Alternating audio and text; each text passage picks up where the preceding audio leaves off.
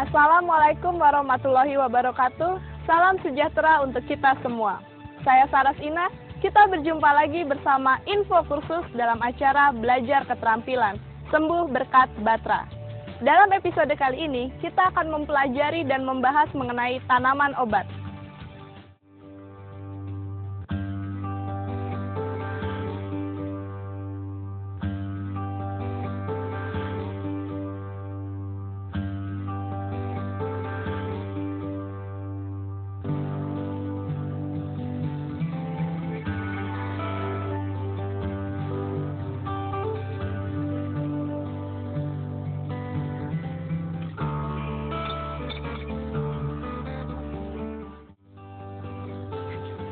Tuhan menciptakan berbagai tanaman dengan berbagai jenis dan manfaatnya. Salah satunya tanaman obat. Tanaman obat atau yang biasa kita kenal dengan ramuan memang sudah dikenal oleh masyarakat Indonesia sejak zaman dahulu kala. Seperti apa menurut para ahli mengenai tanaman obat? Nah, pemirsa, saya akan mengajak Anda untuk mempelajari dan membahas mengenai tanaman obat.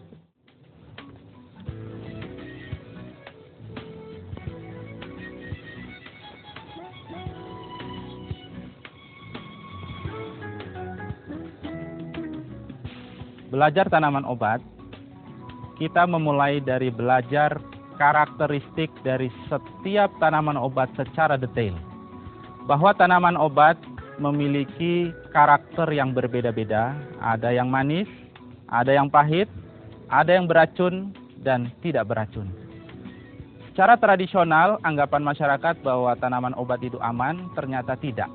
Bahwa tanaman obat ada yang beracun, ada yang tidak beracun. Disinilah perlunya seorang pengobat herbal, seorang herbalis mempelajari karakteristik tanaman obat ini secara komprehensif, mulai dari sifat, rasa, bentuk, dan perbedaan dari semua jenis tanaman tersebut.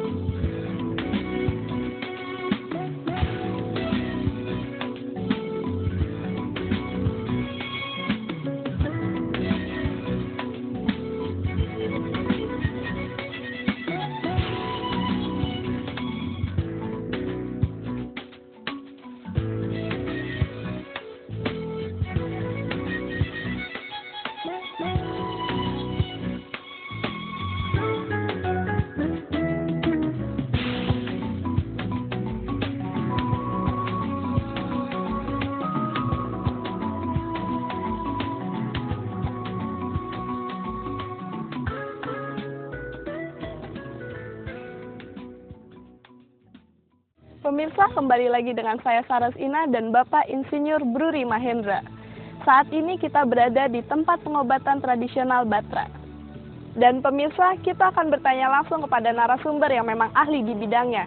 Marilah kita temui Bapak Insinyur Bruri Mahendra. Beliau akan menjelaskan kepada kita mengenai tanaman obat yang ada di Rumah Sehat Alami.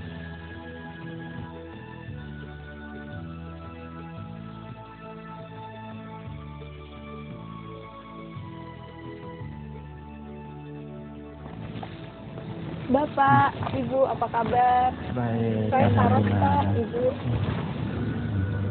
Begini Pak, Bu, saya ingin menanyakan mengenai jenis dan manfaat tanaman obat. Tanaman obat di kebun sini sangat banyak, kurang lebih ada 300 lebih. Banyak khasiat, banyak manfaat, cuman mungkin kita akan bahas per tanaman ini pada session berikutnya.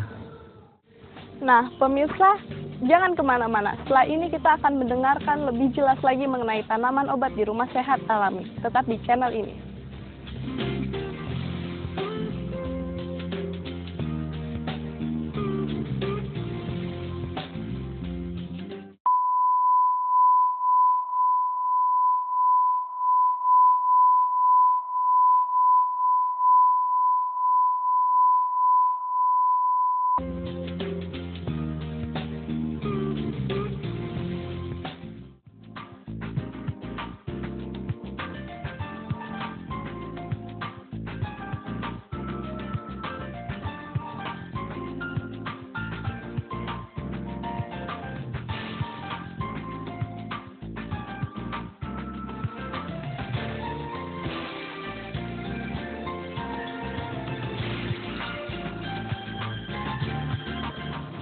Nah, ini Bu Edwina.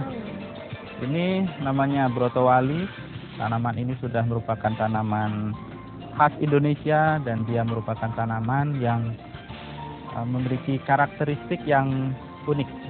Tanaman ini memiliki sifat tumbuhnya membelit. Membelitnya itu dari kanan ke kiri. Kemudian memiliki sifat batang. Ini seperti apa kira-kira? Berbintil-bintil? Ya. Kemudian rasanya, pernah dicoba rasanya seperti apa? Belum tahu? Coba ya. Manis? Pahit sekali. Pahit. Ini salah satu tanaman obat yang memiliki karakteristik pahit sifatnya. Nah, dalam pengobatan tanaman brotowali ini digunakan batangnya, ya, secara tradisional. Khasiatnya untuk menurunkan kadar gula, kemudian menghilangi rasa sendi, nyeri sendi, gitu ya. Nah, tentunya dalam pengobatan herbal dia tidak sendiri tapi dikombinasi dengan beberapa tanaman obat yang lain. Untuk penyakit yang parah-parah seperti diabetes juga bisa ya? Oh bisa, itulah kelebihan obat herbal. Ya.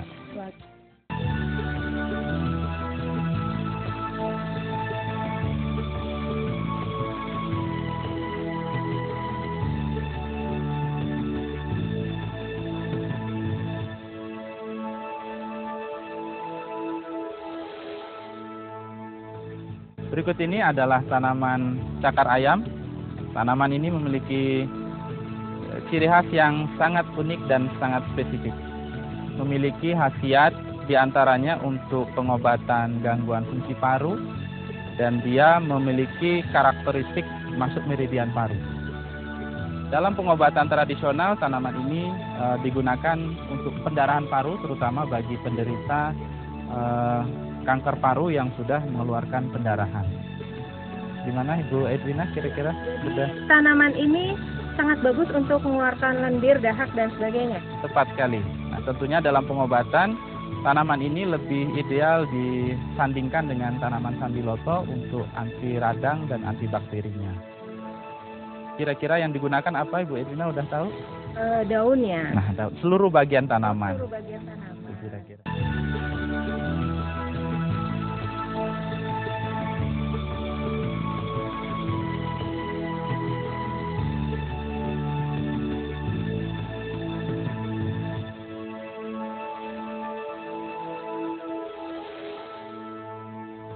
Berikut ini adalah tanaman pandanus yang digunakan secara tradisional oleh saudara-saudara kita di Irian untuk meningkatkan daya tahan tubuh. Kemudian digunakan juga untuk pengobatan kanker atau kanker. Tanaman ini secara spesifik memiliki ciri seperti ini, seperti pandan. Kemudian yang digunakan adalah buahnya. Dia muncul pada sela-sela daun. Warnanya merah seperti bonggol. Khasiat yang paling dominan adalah untuk meningkatkan daya tahan tubuh dan untuk pengobatan kanker. Untuk detoksifikasi rokok dan narkoba juga bisa ya? Bisa karena mengandung beta karoten yang cukup tinggi.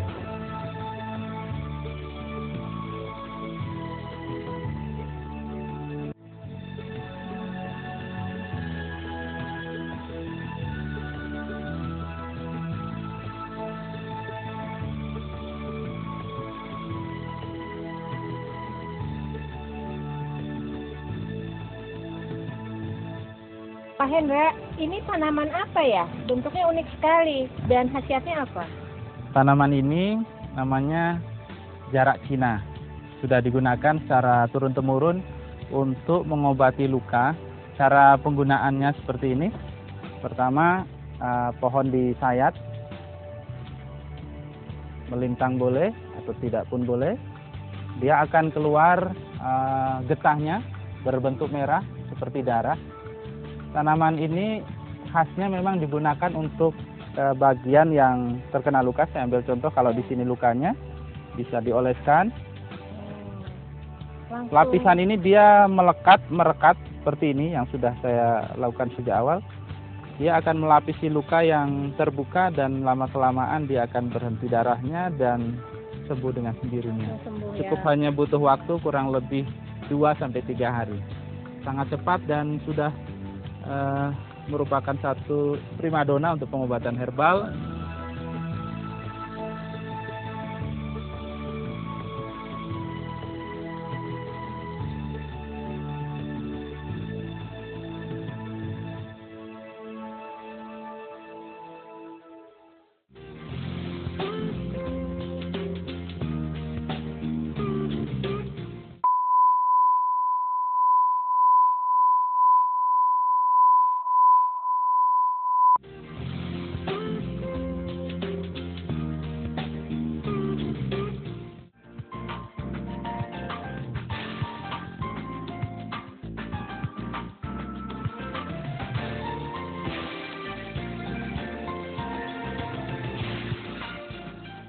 Nah, pemirsa, sekarang kita akan bertanya kepada seseorang yang akan membagi pengalamannya mengenai tanaman obat di Rumah Sehat Alami.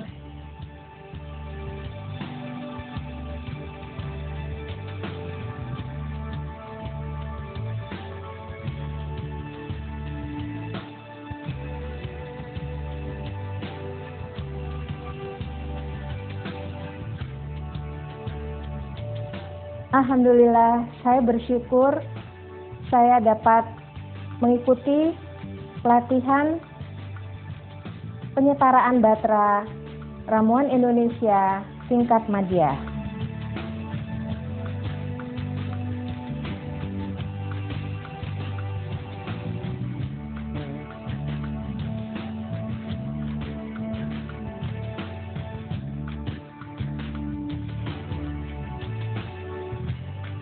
Di sini saya dapat memperluas wawasan dan pengetahuan mengenai jenis-jenis tanaman obat, khasiat dan manfaat tanaman obat,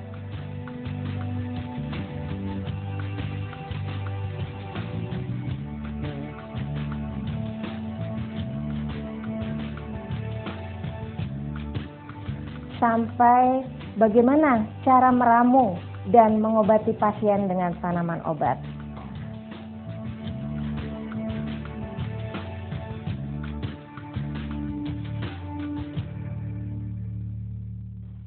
Juga saya dapat belajar pengetahuan mengenai anatomi, fisiologi, patofisiologi, dan farmakologi. Saya sangat merasakan manfaatnya bagi diri saya sendiri maupun teman-teman pengobat yang lain yang datang dari seluruh Indonesia untuk belajar pengobatan tradisional ramuan Indonesia.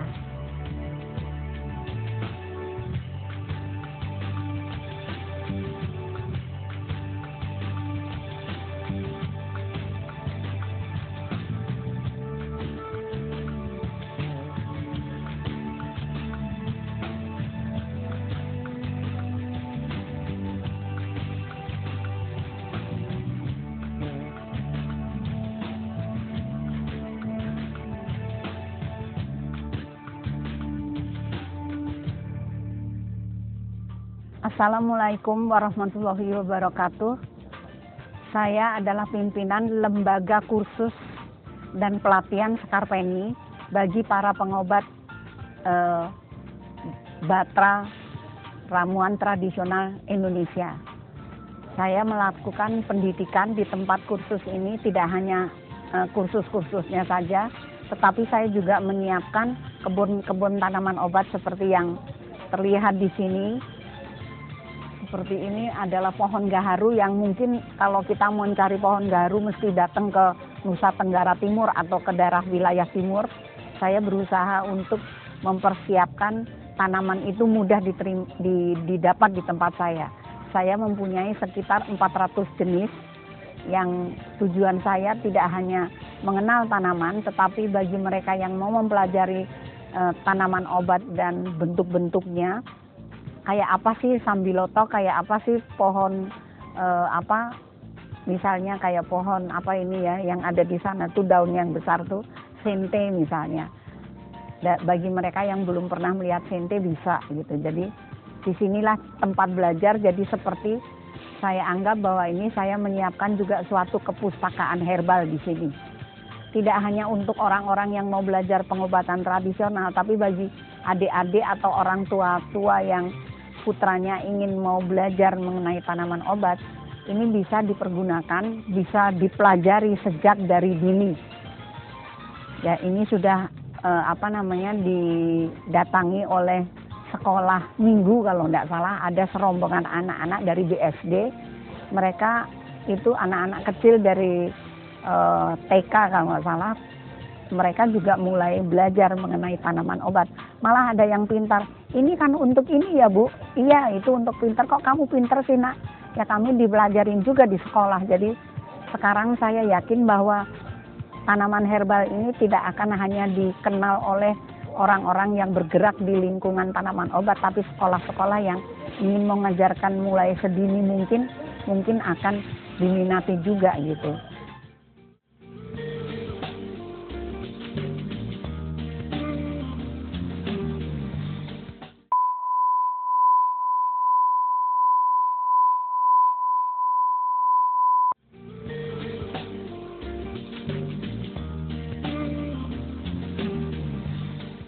Selain juga PKK kalau mereka ingin mengadakan lomba, sering juga saya didatangin untuk mempersiapkan, diminta untuk menyiapkan tanaman-tanaman yang akan ditanam di PKK setempat. Jadi saya menghimbau kepada bangsaku yang muda-muda ini bisa belajar mengenai tanaman obat. Marilah kita bersama-sama bergabung dengan Asosiasi Pengobat Tradisional Ramuan Indonesia. Karena ketepatan saya juga sebagai ketua umumnya di situ, sehingga saya ingin juga memperluas kebun ini untuk supaya kita ini bisa belajar bersama-sama.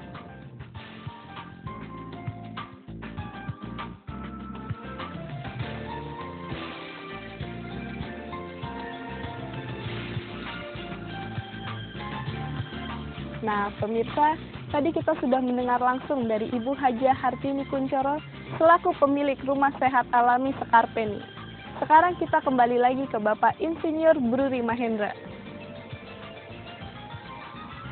Mempelajari tanaman obat untuk menjadi seorang herbalis peracik tanaman obat yang handal, perlu memahami beberapa karakteristik tanaman obat, menyangkut bau, sifat, cita rasa, dan farmakologi tanaman obat. Dengan mempelajari sifat, cita rasa, dan karakteristik tanaman obat ini dengan benar, seorang herbalis peracik obat herbal dapat memberikan resep-resep tanaman obat yang ideal, yang tentunya sangat bermanfaat untuk pengobatan penyakit yang sedang diobatinya.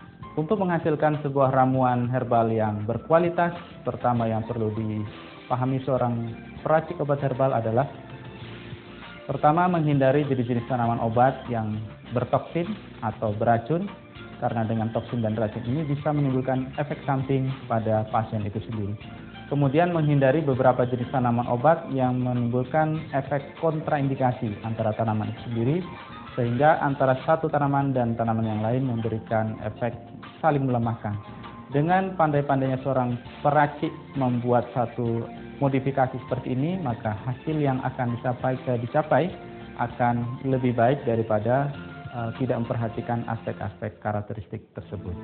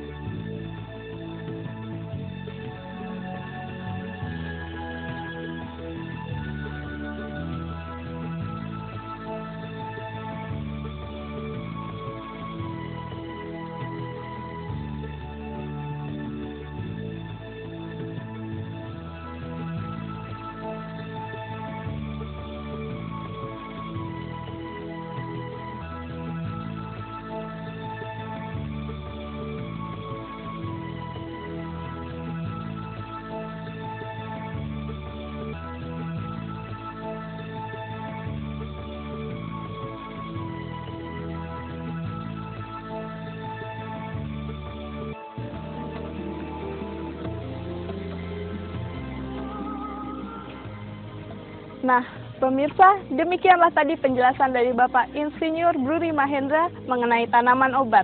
Semoga tayangan ini dapat memberikan wawasan dan pengetahuan kepada Anda mengenai pengobatan tradisional Batra, khususnya tanaman obat, serta memberikan inspirasi dan motivasi kepada Anda untuk mempelajarinya.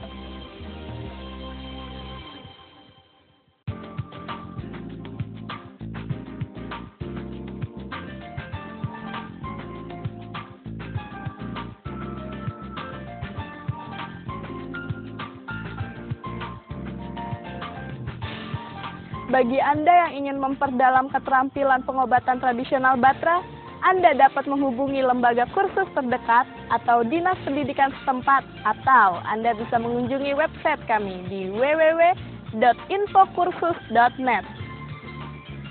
Sampai jumpa di episode lain, saya Saras Ina, undur diri. Terima kasih, wassalamualaikum warahmatullahi wabarakatuh. Salam sejahtera.